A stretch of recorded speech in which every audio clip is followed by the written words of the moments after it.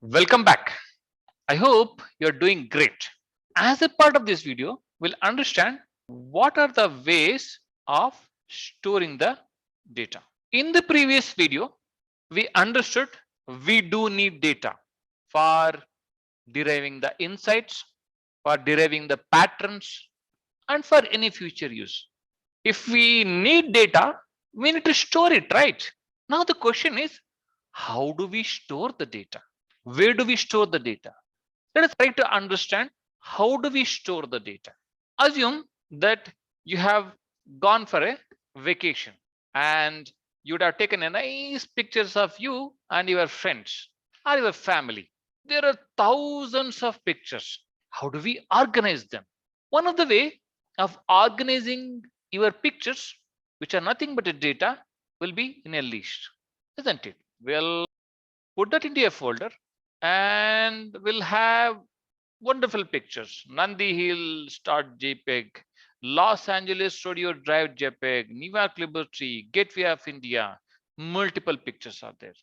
But if you have thousands of pictures, this is one way of organizing the data.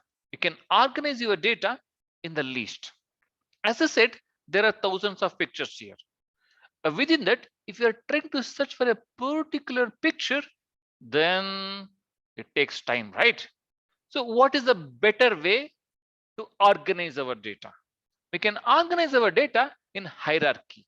Like we can create a folder for a particular place like Mysore, Karnataka, Bangalore, Karnataka, Mumbai, Maharashtra, New York, USA, and all the pictures related to Karnataka and Mysore can be stored in this particular folder. Then it is easy to find the pictures which belong to Mysore and Karnataka.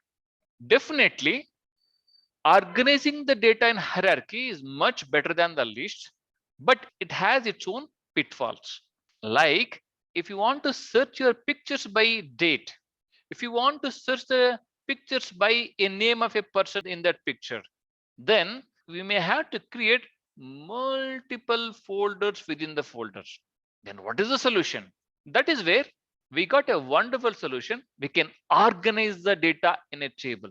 Like you have a columns like country, state, city, picture, and date.